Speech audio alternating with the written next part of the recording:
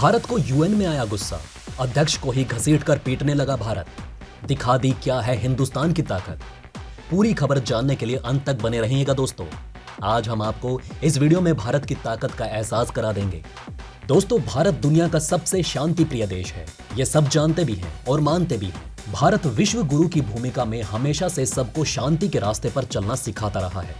समय आने पर भारत ने महाकाल का रूप धारण कर अपने दुश्मनों को धूल भी चटाई और ओछी हरकत के लिए घिनौने देशों के मुख पर कालिक भी लगाई।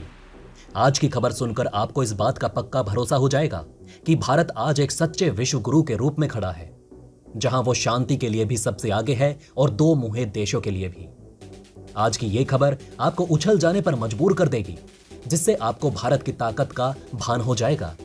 आइए दोस्तों, आज की दो खबरों का एग्जाम्पल देकर आपको समझाते हैं कि हमने भारत को अच्छों के लिए रक्षक और पापियों के लिए भक्षक क्यों कहा।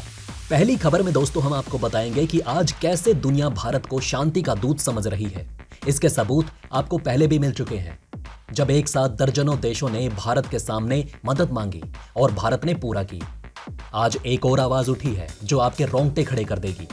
आपको बता दें कि रूस यूक्रेन युद्ध और चीन ताइवान में बढ़ते तनाव के बीच मेक्सिको के राष्ट्रपति एंड्रेस मैनुएल लोपेज ओब्राडोर संयुक्त राष्ट्र को एक लिखित प्रस्ताव पेश कर रहे हैं। इस प्रस्ताव में दुनिया में सबसे सम्मानित 3 लोगों का एक आयोग बनाने की मांग होगी। ये आयोग दुनिया भर में अगले 5 सालों के लिए युद्ध विराम को बढ़ावा देगा। इस अवधि में ना कोई शीत युद्ध होगा, न कोई व्यापारिक युद्ध होगा। राष्ट्रपति ओब्राडोर ने इन 3 लोगों में पीएम मोदी को शामिल करने की बात सबसे पहले कही। एक प्रेस कॉन्फ्रेंस को संबोधित करते हुए ओब्राडोर ने कहा, मैं संयुक्त राष्ट्र से लिखित प्रस्ताव दूंगा। उम्मीद है कि मीडिया इसे फैलाने में हमारी मदद करेगा। आयोग का गठन पोप फ्रांसिस, संयुक्त राष्ट्र महासचिव एंटोनियो गुटेरेस और नरेंद्र मोदी द्वारा किया जाएगा। जरा सोच कर देखिए, इस शांति के आयोग में सबसे पहले उन्होंने मोदी जी का नाम ही क्यों लिया। वो यूएन में 5 स्थायी सदस्य देशों के प्रमुखों का भी नाम ले सकते थे। वो देश तो भारत से भी बहुत आगे है। भारत तो बस यूएन का एक अस्थायी सदस्य है। उन्होंने जिस तरह यूएन के प्रमुख का नाम लिया, उस तरह किसी और समूह के अध्यक्ष का नाम ले सकते थे। आखिर क्यों नरेंद्र मोदी यानी भारत के सामने अमेरिका जैसे देश भी चूरन हो गए। एक से एक तुर्रमखां देश भी जो अपने आप को गिनते रहते हैं। ये बात देर तक सोचने पर मजबूर आपको जरूर कर देगी कि आज भारत की ये धाक है, वो दबदबा है, वो इज्जत है, वो रुतबा है जो पूरी दुनिया मानने पर मजबूर हो रही है। आजादी के बाद भारत की बागडोर लायक हाथों में होती तो बेशक आज विश्व शक्ति का ताज भारत के सर पर होता और भारत यूएन के इन 5 स्थायी सदस्य देशों को गिनतियां सिखा रहा होता। मैक्सिकन राष्ट्रपति ने कहा कि उनका लक्ष्य इन तीनों को एक साथ लाना है, जो दुनिया भर में युद्ध को समाप्त करने के लिए तेजी से एक योजना प्रस्तुत कर सकें और कम से कम 5 सालों तक इस संघर्ष को देखने के लिए एक समझ विकसित कर सकें। ओब्राडोर ने कहा कि आयोग के गठन के जरिए कम से कम 5 साल का समझौता करने की कोशिश होगी, ताकि दुनिया भर की सरकारें अपने लोगों के लिए काम कर सके। उन्होंने कहा कि दुनिया में 5 साल बिना तनाव, हिंसा के बिताएगी और शांति होगी। इससे युद्ध और उसके प्रभाव से सबसे अधिक पीड़ित लोगों का जीवन बदला जा सकेगा। लोपेज ओब्राडोर ने संयुक्त राज्य अमेरिका, चीन और रूस से युद्ध जैसी स्थितियों को समाप्त करने और शांति की दिशा में काम करने का प्रयास करने का भी आग्रह किया। 1 साल से अधिक समय से इन 3 देशों के टकराव के चलते आज दुनिया को आर्थिक संकट का सामना करना पड़ रहा है। दुनिया रिकॉर्ड मुद्रास्फीति और आपूर्ति की समस्याओं से जूझ रही है। बहुत से इंसानों की जानें जा चुकी हैं। ओब्राडोर ने उम्मीद जताई कि अमेरिका, रूस और चीन मध्यस्थता को सुनेंगे और स्वीकार करेंगे। ये संघर्ष विराम ताइवान, इजराइल और फिलिस्तीन के मामले में समझौतों तक पहुंचने में मदद करेगा। इससे टकराव शांत होगा।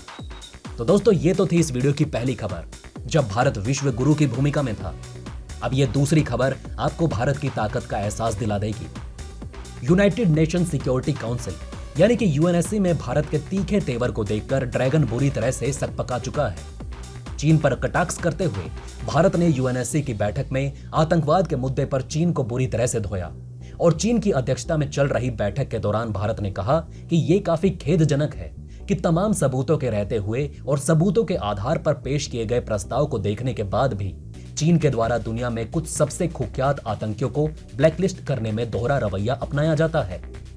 भारत का इशारा साफ तौर पर चीन की तरफ था, जिसने यूएनएससी में चीन की पोल खोलकर रख दी है। सोचिए, इस समय यूएनएससी की अध्यक्षता स्वयं चीन कर रहा है तब भी भारत ने उसे नहीं छोड़ा और दुनिया को इस फटकार से बता दिया कि बाप बाप होता है। इतनी घनघोर बेइज्जती के बाद चीन सर तक नहीं उठा पा रहा है। भारत ने आतंकवाद को लेकर चीन के दोहरे रवैये को सदस्य देशों के सामने उठाते हुए कहा, दुनिया के सबसे खतरनाक आतंकवादियों के खिलाफ भी जो सबूत आधिकारिक प्रस्ताव लाए जाते हैं उन्हें होल्ड पर डाल दिया जाता है, जिसकी वजह से संयुक्त राष्ट्र सुरक्षा परिषद की विश्वसनीयता निम्नतम स्तर पर पहुंच चुकी है। इस पर से सबका विश्वास उठ रहा है। आपको बता दें कि इसी साल जून महीने में संयुक्त राष्ट्र में एक स्थायी सदस्य चीन ने अपने दोस्त पाकिस्तान में मौजूद दुनिया के सबसे कुख्यात आतंकी अब्दुल रहमान मक्की को ब्लैकलिस्ट करने वाले प्रस्ताव को 1267 अलकायदा प्रस्ताव के तहत, जिसके तहत आतंकियों को प्रतिबंधित किया जाता है, उस पर होल्ड लगा दिया। इस प्रस्ताव को भारत और अमेरिका की तरफ से संयुक्त राष्ट्र सुरक्षा परिषद की कायदा प्रतिबंधित समिति के सामने संयुक्त तौर पर पेश किया गया, जिस पर चीन ने वीटो कर दिया और प्रस्ताव गिर गया था। भारत ने चीन के इस रवैये पर गंभीर सवाल उठाए। संयुक्त राष्ट्र में भारत की स्थायी प्रतिनिधि रुचिरा कंबोज ने मंगलवार को कहा, बिना कोई कारण बताए लिस्टिंग अनुरोधों पर रोक लगाने और ब्लॉक करने की प्रथा समाप्त होनी चाहिए। उन्होंने कहा कि प्रतिबंध समितियों के प्रभावी कामकाज के लिए उन्हें अधिक पारदर्शी, जवाबदेह और उद्देश्यपूर्ण बनने की आवश्यकता है। बिना कोई औचित्य बताए लिस्टिंग अनुरोधों पर रोक लगाने और ब्लॉक करने की प्रथा समाप्त होनी चाहिए। आपको बता दें कि यूएनएससी की अध्यक्षता इस महीने चीन कर रहा है और पिछले साल अगस्त में भारत ने इसकी अध्यक्षता की थी और इस साल दिसंबर महीने में यूएनएससी की अध्यक्षता एक बार फिर भारत के पास आने वाली है। आपको बता दें कि अब्दुल रहमान मक्की अमेरिका द्वारा नामित आतंकी और लश्कर-ए-तैयबा प्रमुख का साला है, जो 26/11 मुंबई आतंकी हमले का मास्टरमाइंड हाफिज सईद है।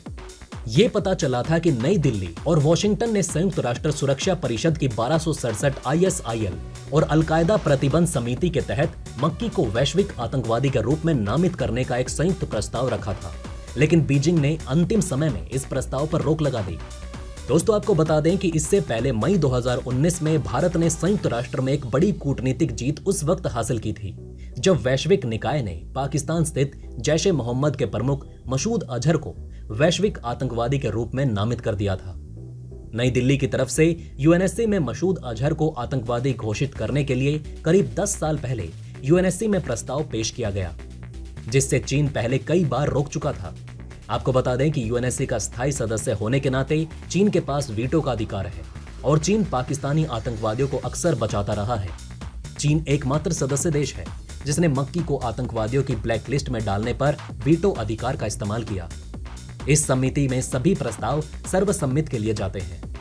अब दोस्तों, आप कमेंट सेक्शन में बताइए कि आपको भारत की ये दोनों छवियां देखकर कैसा लगा। फिर से एक नई खबर के साथ हाजिर होंगे आपके साथ। तब तक के लिए विदा लेते हैं आपसे। जय हिंद, जय भारत।